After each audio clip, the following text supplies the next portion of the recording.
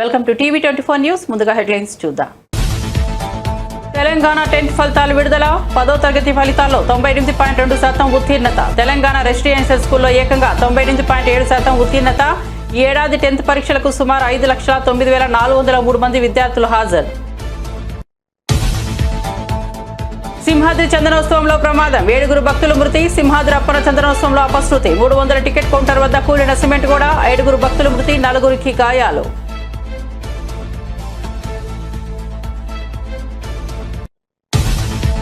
సింహాచలం మృతులకు 25 లక్షల పరిహారం. క్షతగాత్రులకు 3 లక్షల చొప్పున పరిహారం ప్రకటించిన ముఖ్యమంత్రి చంద్ర. మృతాంతకారులతో టెలికాన్ఫరెన్స్.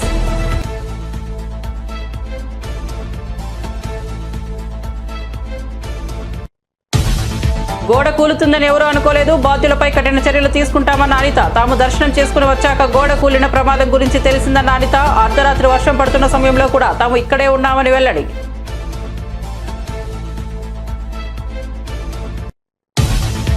పవన్ కళ్యాణ్ ఇప్పుడు ప్రాయశ్చిత్త దీక్ష చేయాలన్న వెల్లంపల్లి. సింహాచలం ఆలయం వద్ద 7 మృతి. ప్రభుత్వ వైఫల్యమేనన్న వెల్లంపల్లి. చందనోత్సవం ఏర్పాట్లపై నిర్లక్ష్యం వహించారని మండిపాటు. మంత్రులు అక్కడే ఉన్న ఏర్పాట్లను పట్టించుకోలేదని విమర్శ. నేను చనిపోవాలని నాతో పాటు ఉంటున్నా కొందరు నాయకులు కోరుకుంటున్నారన్న జనసేన ఎమ్మెల్యే బొలిశెట్టి సంచలన వ్యాఖ్యలు. కూటమిలోని 3 పార్టీలు ఇచ్చిన మ్యాండేట్తోనే తాను గెలిచారని వ్యాఖ్య. టీడీపీలో తాను ఏ ఒక్కరిని ఇబ్బంది పెట్టలేదన్న జనసేన ఎమ్మెల్యే. ఇక వార్త వివరాల్లోకి వెళ్తే తెలంగాణ 10వ తరగతి పరీక్షా ఫలితాలు విడుదలయ్యాయి. సీఎం రేవంత్ రెడ్డి రవీంద్ర భారతి వేదిక విడుదల చేశారు. 10వ తరగతి ఫలితాల్లో 98.2% ఉత్తీర్ణత నమోదైంది. తెలంగాణ రెసిడెన్షియల్ స్కూల్లో ఏకంగా 98.7% ఉత్తీర్ణత నమోదైంది. గతంలో ఎన్నడూ లేని విధంగా అత్యధిక ఉత్తీర్ణత శాతం నమోదైంది. ఫలితాల కోసం అభ్యర్థులు అధికారిక వెబ్సైట్లో చూసుకోవచ్చు. కాగా ఈ ఏడాది మార్కుల మెమో రూపంలో కొన్ని కీలక మార్పులు చేపట్టారు. గతంలో విద్యార్థులకు సబ్జెక్టుల వారీగా గ్రేడ్లు, CGPAలు మాత్రమే ఇచ్చే విధానానికి బదులుగా ఈసారి రాత పరీక్షలు, ఇంటర్నల్ అసెస్మెంట్ మార్కులను విడిగా చూపిస్తూ మొత్తం మార్కులు, గ్రేడ్లను మెమోలో చేర్చారు. కనీస మార్కులు వస్తే పాస్ అని, లేదంటే ఫెయిల్ అని మార్కుల మెమోపై నమోదు చేస్తారు. విశాఖ జిల్లా సింహాద్రి అప్పన్న స్వామి చందనోత్సవ వేడుకల్లో విషాదకర ఘటన చోటు చేసుకుంది. 300 టికెట్ కౌంటర్ వద్ద గాలివాన కారణంగా గోడ కూలిపోయింది. ఈ దుర్ఘటనలో 7 భక్తులు ప్రాణాలు కోల్పోయారు. మరో 4 తీవ్రంగా పడ్డారు. మృతుల్లో 3 మహిళలు, 4 పురుషులు ఉన్నారు. సింహాద్రి అప్పన్న స్వామి చందనోత్సవం సందర్భంగా స్వామివారి నిజరూప దర్శనం కోసం భక్తులు పెద్ద సంఖ్యలో తరలివచ్చారు. మంగళవారం అర్ధరాత్రి సింహాచలంలో భారీ వర్షం కురిసింది. సింహగిరి బస్టాండ్ నుంచి ఎగువకు వెళ్లే మార్గంలో షాపింగ్ కాంప్లెక్స్ వద్ద 300 టికెట్ క్యూ లైన్లపై సిమెంట్ గోడ కూలిపోయింది. సింహాచలం శ్రీ వరాహ లక్ష్మీ నరసింహస్వామి ఆలయంలో 300 టికెట్ కౌంటర్ వద్ద గోడ కూలి మృతి చెందిన వారి కుటుంబాలకు రాష్ట్ర ప్రభుత్వం 25 లక్షల పరిహారం ప్రకటించింది. గాయపడిన వారికి 3 లక్షల చొప్పున అందించనున్నట్లు తెలిపింది.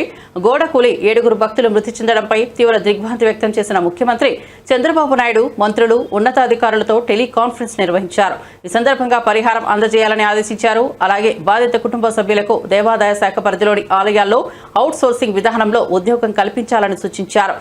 కాన్ఫరెన్స్ లో మంత్రులు అనిత, డోలా బాల వీరాంజనేయ స్వామి, అనగాని సత్యప్రసాద్, ఎంపీ భరత్, సింహాచల దేవస్థాన అనువంశిక ధర్మకర్త అశోక్ గజపతిరాజు తదితరులు పాల్గొన్నారు. ప్రమాదం జరిగిన తీరు, క్షతగాత్రులకు అందుతున్న వైద్య సాయంపై వివరాలు అడిగి తెలుసుకున్న చంద్రబాబు ఘటనపై 3 సభ్యుల కమిటీతో విచారణకు ఆదేశించారు. సింహాచలం శ్రీ వరాహలక్ష్మి నరసింహస్వామి వారి చందనోత్సవం సందర్భంగా తీవ్ర విషాదం చోటు చేసుకుంది. ఆలయ ప్రాంగణంలో గోడ కూలిన దుర్ఘటనలో 7 భక్తులు ప్రాణాలు కోల్పోయారు. ఈ ఘటనపై రాష్ట్ర ప్రభుత్వం తీవ్రంగా స్పందించింది. హోంమంత్రి వంగల్పూడి అనిత స్వయంగా సంఘటనా స్థలానికి చేరుకుని సహాయక చర్యలను పర్యవేక్షించారు. ముఖ్యమంత్రి చంద్రబాబు నాయుడు ఉన్నత స్థాయి విచారణకు ఆదేశించడంతో పాటు మృతుల కుటుంబాలకు భారీ పరిహారాన్ని ప్రకటించారు. సహాయక చర్యలను దగ్గరుండి పర్యవేక్షించిన అనంతరం ఆమె మీడియాతో మాట్లాడారు. ఈ దురదృష్టకర సంఘటనలో 7 మరణించారని, వారిలో 4 పురుషులు, 3 మహిళలు ఉన్నారని ఆమె తెలిపారు. గాయపడిన వారికి మెరుగైన వైద్య చికిత్స అందించేందుకు అన్ని ఏర్పాట్లు చేసినట్లు తెలిపారు. మహాలక్ష్మి నరసింహస్వామి వారి నిజరూప దర్శనం రోజున ఎర్లీ మార్నింగ్ మనకి 2:33 మధ్యలోని ఇన్సిడెంట్ అనేది జరిగింది. యాక్చువల్గా ఇన్సిడెంట్ కూడా 2 o'clock చాలా హెవీ రైన్ ఒకటి స్టార్ట్ అయింది. అందరికీ తెలుసు, చాలా పెద్ద గాలి దుమారంతో చాలా ఉరుములు మెరుపులతో కూడిన భారీ వర్షం అయితే వచ్చింది.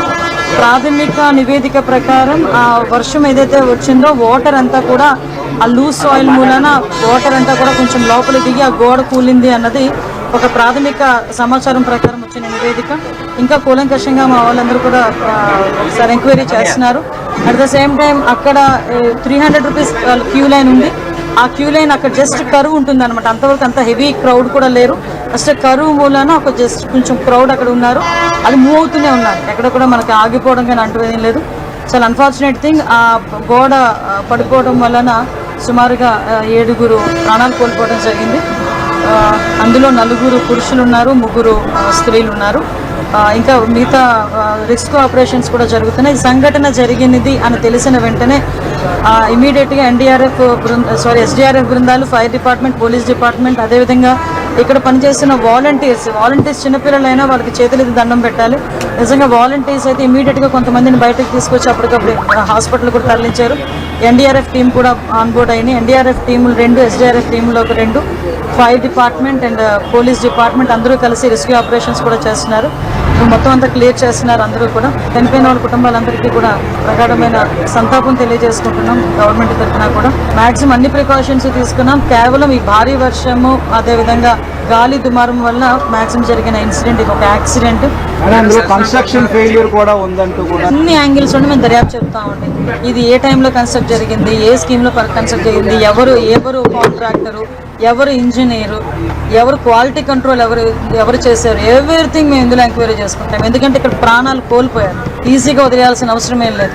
ఇందులో గవర్నమెంట్ కూడా చాలా సీరియస్గా ఉంది. అన్ని కోణాల్లో నుంచి కూడా మేము విచారణ జరుపుతాం. ఎవరైతే బాధ్యులు ఉన్నారో బాధ్యులు కఠినంగా శిక్షించే ప్రక్రియ గవర్నమెంట్ తీసుకుంటాం. నేను ప్రికాషన్స్ విషయంలో ఒక 2 days బ్యాక్ 3 days బ్యాక్ అంటే ఈ క్యూ లైన్లు మొత్తం ఆ క్యూ లైన్ అన్ని మేము చెక్ చేసుకోవడం జరిగింది. ఇది అన్ఫార్చునేట్ థింగ్. అక్కడ గోడ ఉంది. ఆ గోడ పిల్లర్తో కట్టాడా, సిమెంట్తో కట్టాడా, బ్రిక్తో కట్టాడా అన్నది ఎవరు కూడా మేము చూసుకోవడానికి మాకు. కానీ విషయం ఏంటవుతుందంటే అక్కడ విపరీతంగా వర్షం పడింది. మీకు తెలుసు, మీరు ఆ టైంలో ఉన్నారు. నేను కూడా వర్షంలో తడుచుకునే దర్శనం చేసుకుని వచ్చాను. నేనే కాదు, పట్టు వస్త్రాలు సమర్పించడానికి వచ్చిన రెవెన్యూ మినిస్టర్ గారు కూడా వర్షంలో తడుచుకుని వెళ్ళారు. భారీ వర్షంలో తడుచుకుని వెళ్ళాము. ఈ వర్షం నేను దర్శనం చేసుకుని బయటకు వచ్చాను. ఇలా ఇన్ఫర్మేషన్ వచ్చింది గోడ కూలిందని. 1 or 2 ఇంజురీస్ అన్నారు. అయినప్పటికీ కూడా నేను వచ్చి చూస్తానని చెప్పి నేను పుట్అవుట్ని వచ్చాను. అప్పటి నుంచి ఇప్పటి వరకు మేము ఇక్కడే ఉండడం జరిగింది. అంటే ఎక్కడా కూడా రెస్క్యూ ఆపరేషన్స్లో కానీ నిర్లక్ష్యం వహించడం కానీ ఎక్కడ కూడా నేను చేయలేదు. ఇమీడియట్గా క్షతగాతులు ఎవరైతే ఉన్నారో వాళ్ళందరినీ కూడా హాస్పిటల్కి తీసుకెళ్ళి నేను పంపించడం జరిగింది. మిగతా రెస్క్యూ ఆపరేషన్స్ కూడా జరుగుతున్నాయి. ప్లీజ్ మిగతా అన్ని కార్యక్రమాలు చేసుకోవాలి. విశాఖపట్నంలోని సింహాచలం ఆలయంలో చందనోత్సవం సందర్భంగా చోటు చేసుకున్న గోడ కూలిన ఘటనపై మాజీ మంత్రి గుడివాడ అమర్నాథ్ తీవ్రంగా స్పందించారు. వర్షం పడటం ఆనవాయితీ అయినా ఇంతవరకు ఇలాంటి ఘోరమైన ఘటనలు జరగలేదని అన్నారు. ప్రభుత్వ నిర్లక్ష్యమే ఈ ప్రమాదానికి కారణమని ఆగ్రహం వ్యక్తం చేశారు. పచ్చిగోడకు కేవలం ఐరన్ సపోర్ట్తో భద్రత పేరుతో తక్షణ ఏర్పాట్లు చేయడం దారుణమన్నారు. 7 భక్తుల ప్రాణాలు కోల్పోవడానికి ఇదే కారణమని తీవ్రంగా విమర్శించారు. నాణ్యత లేని నిర్మాణాలు, తగిన భద్రతా చర్యల లోపం భక్తులను విషాదంలో ముంచాయని పేర్కొన్నారు.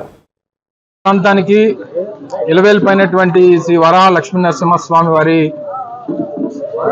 చందనోత్సవం అత్యంత పవిత్రమైనటువంటి దినోత్సవం.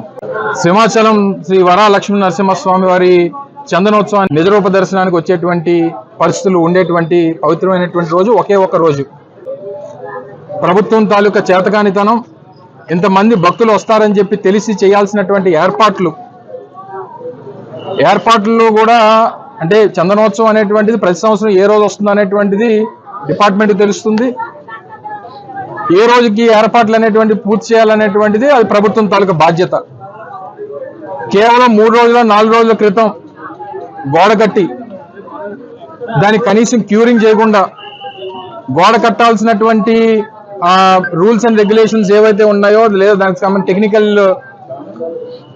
ప్రొసీజర్స్ ఏవైతే ఉన్నాయో ఏవి ఫాలో అవ్వకుండా కేవలం గోడ కట్టేయాలనేటువంటి ఉద్దేశంతో గోడ కట్టేసి క్యూరింగ్ కూడా చేయకుండా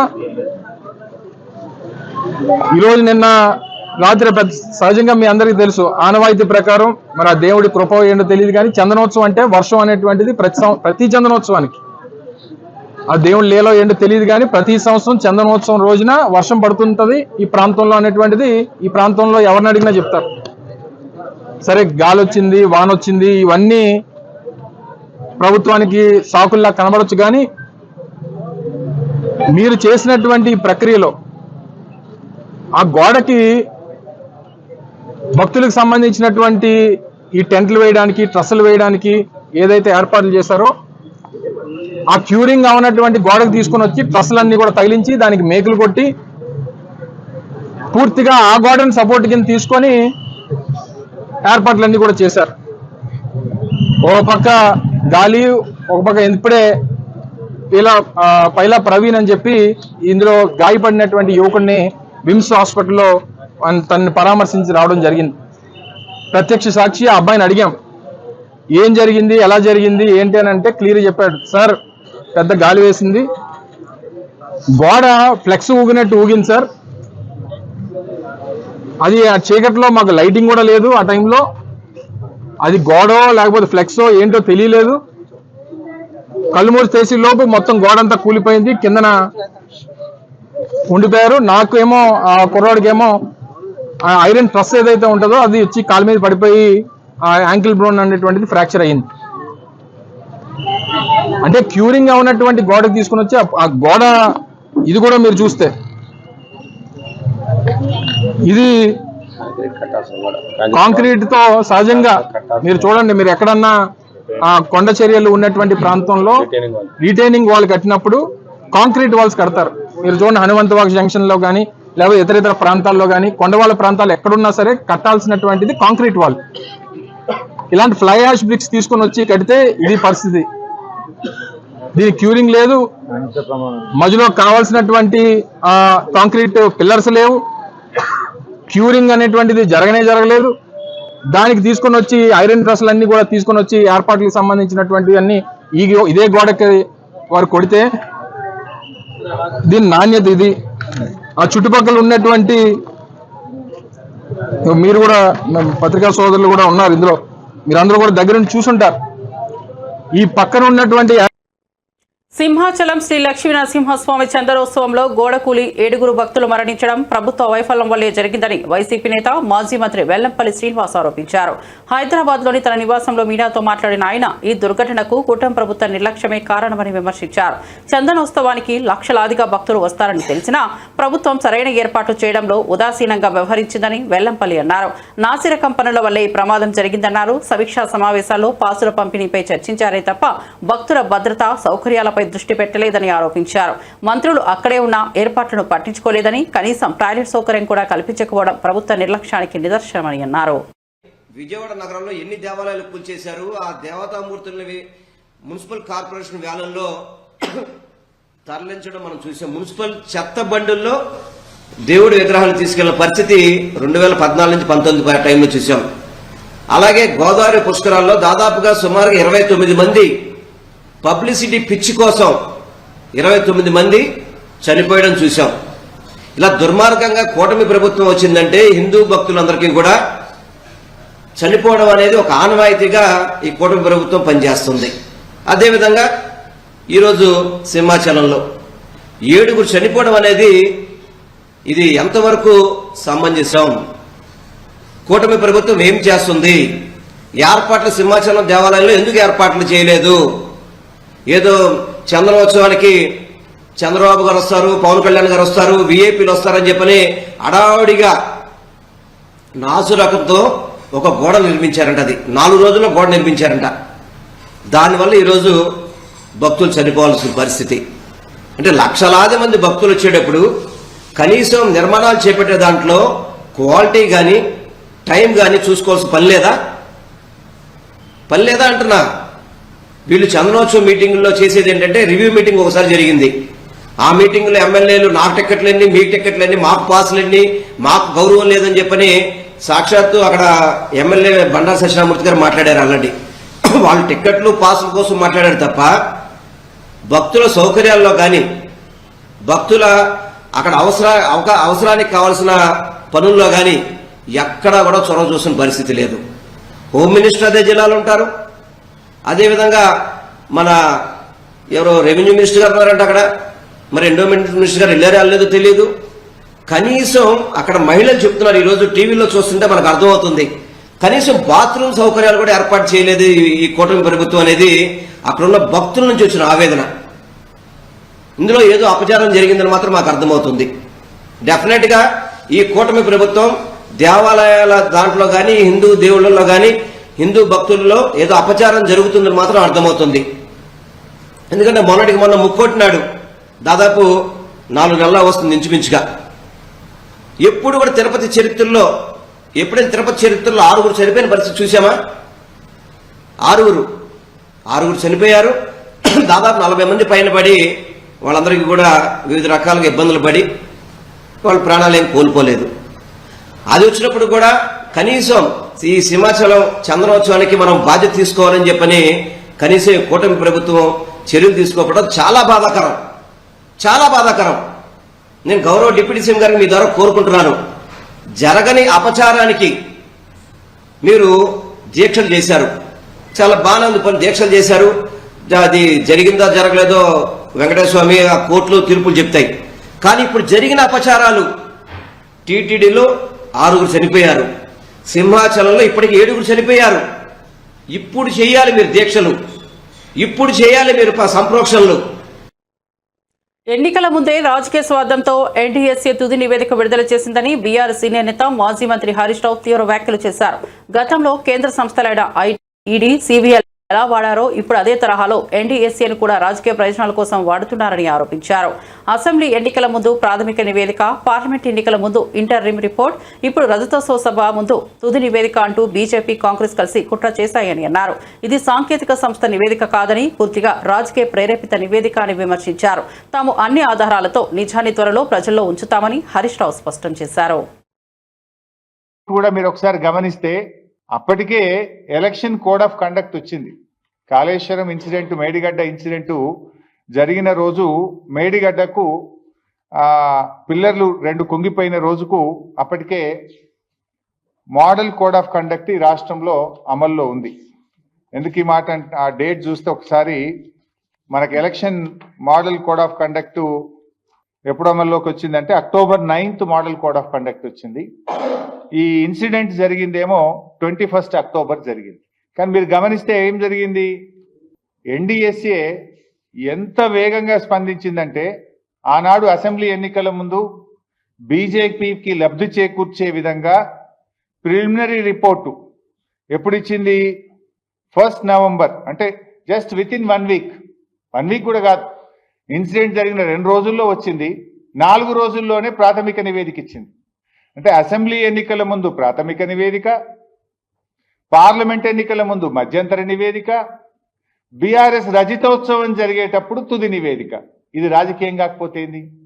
నేను ఇంకో మాట అడుగుతున్నా, పోలవరం డ్యామ్ ఉంది, అది కడుతున్నది కూడా ఇదే NDSA. NDSA is nothing but CWC, CWC is nothing but NDSA. సిడబ్ల్యూసీలో పనిచేసేటోళ్ళే ఎన్డీఎస్ఏకి ట్రాన్స్ఫర్ అవుతారు, ఎన్డీఎస్ఏలో పనిచేసేటోళ్ళే సిడబ్ల్యూసీకి ట్రాన్స్ఫర్ అవుతారు. అదేమి కొత్తది కాదు. అయితే మరి అదే ఎన్డీఎస్ఏ ఆధ్వర్యంలో కడుతున్న పోలవరం ప్రాజెక్టులో డయాఫ్రేమ్ వాల్ కానీ గైడ్ వాల్ కానీ కొట్టుకుపోయినాయి, కుప్పగూలిపోయింది పోలవరం ప్రాజెక్టు. మరి ఇప్పటి వరకు ఎన్డీఎస్ఏ ఎందుకు పోలవరం ప్రాజెక్టు విజిట్ చేయలేదు? యాక్ట్ పార్లమెంటు చేసిన చట్టము దేశంలో అన్ని రాష్ట్రాలకు ఒకటే ఉండాలి, అన్ని డ్యాంలకు అన్ని ప్రాజెక్టులకు ఒకే విధంగా ఉండాలి. ఇక్కడ తెలంగాణలో 2 పిల్లర్లు గుంగితే 3 రోజుల లోపల వస్తావు, 4 రోజుల లోపల రిపోర్ట్ ఇస్తావు. 4-5 ఏళ్ళైనా పోలవరంకు ఎన్డీఎస్ఏ పోదెందుకు, రిపోర్ట్ ఇయ్యదెందుకు? ఎందుకంటే కట్టిందే మీరు, డిజైన్ చేసింది ఎన్డీఎస్ఏ, కట్టింది ఎన్డీఎస్ఏ, కుప్పగూలింది ఎన్డీఎస్ఏ హయాంలో, ఎన్డీఏ హయాంలో. అందువల్ల అక్కడికి bore.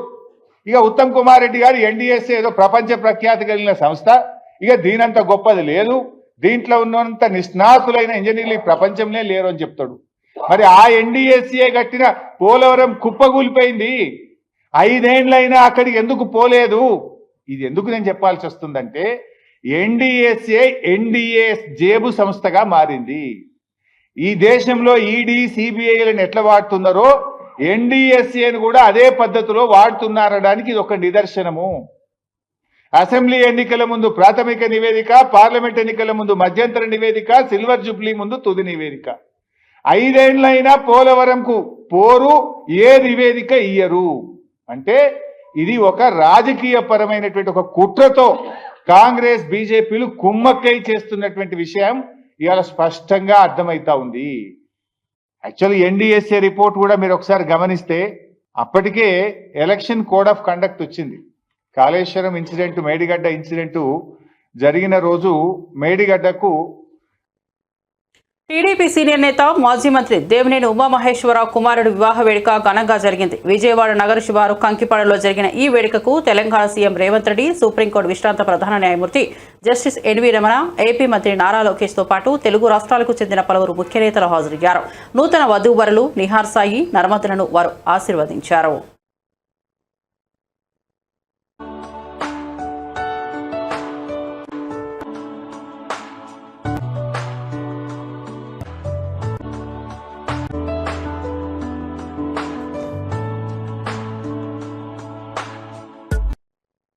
Janasena party Tadepalligudem MLA Bolisetti Srinivas సంచలన వ్యాఖ్యలు చేశారు. తనతో పాటే ఉంటున్న కొందరు నాయకులు తాను చనిపోవాలని కోరుకుంటున్నారని, తద్వారా వచ్చే ఉప ఎన్నికల్లో ఎమ్మెల్యే కావాలని ఆశిస్తున్నారని ఆయన తీవ్ర ఆరోపణలు చేశారు.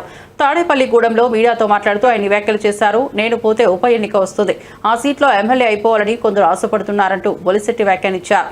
తన గెలుపు వెనుక ఎవరి త్యాగాలు లేవని, తెలుగుదేశం, జనసేన, బీజేపీ 3 పార్టీలు కలిసి ఇచ్చిన మ్యాండేట్తోనే తాను గెలిచానని ఆయన స్పష్టం చేశారు. తాడేపల్లిగూడెం ప్రజలు తనను ఆశీర్వదించి గెలిపించారని, ఎవరి దయా దాక్షిణ్యాలపైన తాను ఆధారపడలేదని తేల్చి చెప్పారు. అటు బీజేపీ కానీ నేను ఎన్డీఏ ఎమ్మెల్యే, నేను ఏ పార్టీకి సంబంధించిన వ్యక్తిని కాదు. ఇన్ని జరుగుతూ ఉంటాయి. ఓ పక్కన అధికారుల్ని సమన్వయంతో పనిచేయించాలి అంటే ఓ పక్కన అధికారులను బెదిరిస్తారు. నువ్వు ఉండాలని లేదా, పైన మా పార్టీ ఉంది, నేను పంపేస్తాం.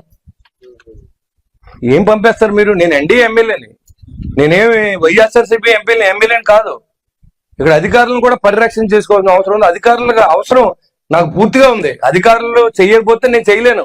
ఇక్కడ చేయమని కమిషనర్ ఆదేశిస్తే కమిషనర్ అన్ని ఇవన్నీ చేయించాడు. ఇది చేయమని అనిల్ వీళ్ళంతా ఉండి రాత్రానిక పాలన ఇక్కడ కొంతమంది కూర్చొని టీలు ఒకరు పెట్టి, కాఫీలు ఒకరు పెట్టి, గవర్నమెంట్ డబ్బులు ఇవ్వకుండా ఇది అభివృద్ధి చేస్తూ ఉంటే విమర్శలు చేసేవాళ్ళకి చెప్తున్నాను. నేను ఎప్పుడు చనిపోతాను నాకు తెలియదు, కానీ చనిపోయినప్పుడు మీరు ఖచ్చితంగా ఎమ్మెల్యే అవ్వాలని నేను కోరుకుంటున్నాను. నేను ఉండగానే చనిపోవాలని కోరుకోవద్దు అని చెప్పి కూడా మీకు తెలియజేస్తాను. ఎందుకంటే అది అన్యాయం. అది నా సర్వస్వం. నేను ఒక సామాన్యుడిని మీ ముందు నిలబడి స్థాయికి ఎదగడానికి భగవంతుడు నేను చేసిన వ్యాపారాలకు కలిసి ఎమ్మెల్యేగా అయ్యానంటే ఇక్కడ అధికారులను కూడా పరిరక్షణ చేసుకోవాల్సిన కళ్యాణ్ గారు, చంద్రబాబు నాయుడు ఆశయంతో నాకు టికెట్ వచ్చింది. ఖచ్చితంగా టికెట్ వచ్చిన తర్వాత గెలిపించడం అనేది ప్రజలు చేయవలసిన అవసరం ఉంది. ప్రజలు అత్యధిక మెజార్టీని ఇచ్చారు. తాడేపూడి కాన్స్టిట్యున్సీ ఏర్పడిన తర్వాత 62,500 మెజార్టీతో నన్ను నెగ్గించారు. నేను ఒక సామాన్యుడిని. మా నాన్నగారు ఒక ఆర్టీసీ డ్రైవరు.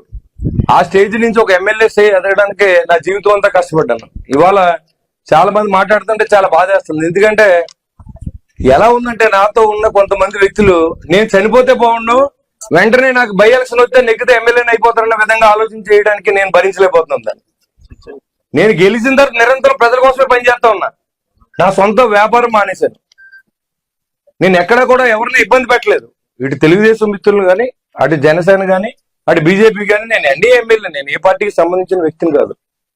ఇన్ని జరుగుతూ ఉంటాయి. ఓ పక్కన అధికారుల్ని సమన్వయంతో పనిచేయించాలి అంటే ఓ పక్కన అధికారులను బెదిరిస్తారు.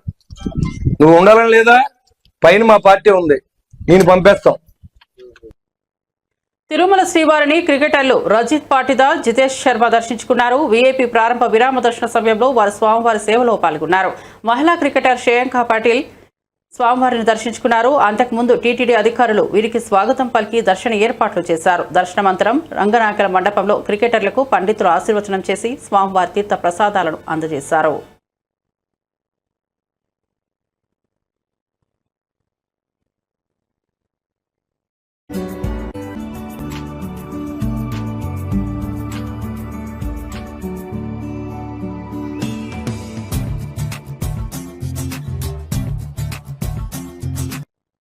విజయవాడలో వైఎస్ షర్మిలను గృహ నిర్బంధంలో ఉంచడంపై ఆమె తీవ్ర ఆగ్రహం వ్యక్తం చేశారు. ఒక పార్టీ అధ్యక్షురాలపై ఈ జులం ఏంటి? అమరావతి రాజధానిపై రీసెర్చ్ చేయడం తప్ప అని ప్రశ్నించారు.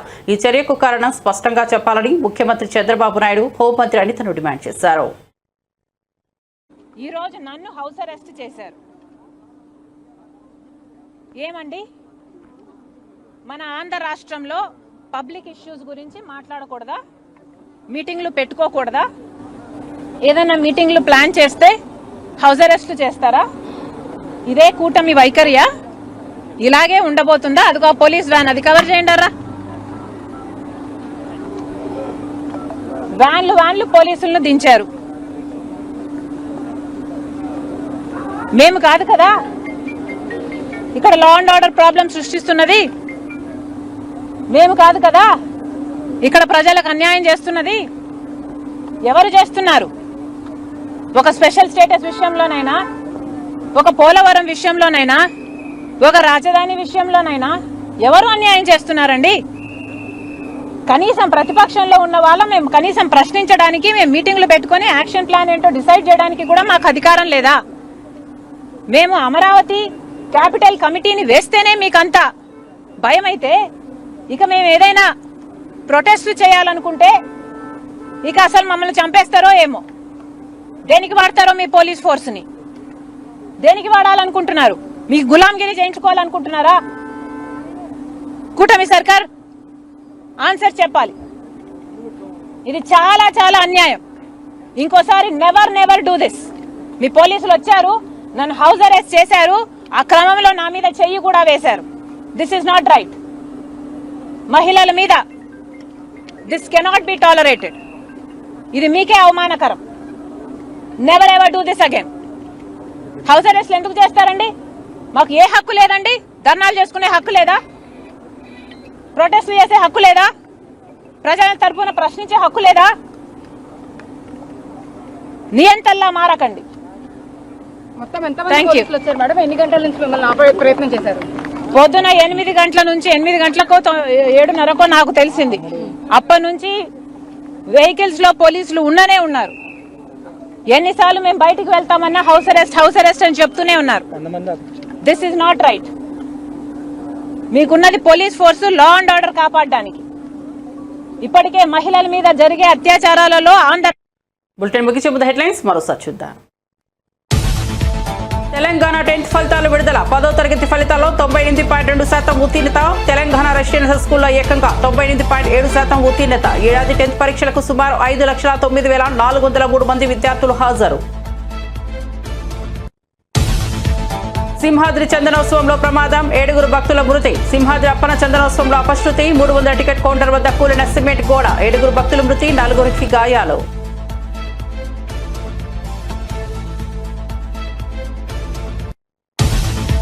సింహాచలం మృతులకు 25 లక్షల పరిహారం. క్షతగాత్రులకు 3 లక్షల చొప్పున పరిహారం ప్రకటించిన ముఖ్యమంత్రి చంద్రబాబు. మంత్రులు, ఉన్నతాధికారులతో టెలికాన్ఫరెన్స్.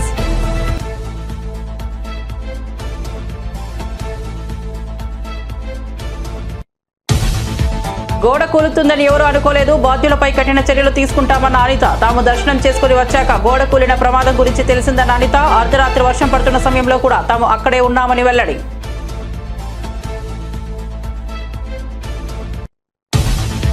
పవన్ కళ్యాణ్ ఇప్పుడు ప్రాయశ్చిత్త దీక్ష చేయాలన్న వెల్లంపల్లి. సింహాచలం ఆలయం వద్ద 7 మృతి. ప్రభుత్వ వైఫల్యమేనన్న వెల్లంపల్లి. చందనోత్సవ ఏర్పాట్లపై నిర్లక్ష్యం వహించారని మండిపాటు. మంత్రులు అక్కడే ఉన్న ఏర్పాట్లను పట్టించుకోలేదని విమర్శ. నేను చనిపోవాలని నాతో పాటు ఉంటున్న కొందరు నాయకులు కోరుకుంటున్నారన్న జనసేన ఎమ్మెల్యే బొలిశెట్టి సంచలన వ్యాఖ్యలు. కూటమిలను 3 పార్టీలు ఇచ్చిన మ్యాండేట్ తోనే తాను గెలిచానని వ్యాఖ్య. టీడీపీలో తాను ఏ ఒక్కరిని ఇబ్బంది పెట్టలేదన్న జనసేన ఎమ్మెల్యే. మరిన్ని అప్డేట్స్ కోసం చూస్తూనే ఉండండి టీవీ 24 న్యూస్.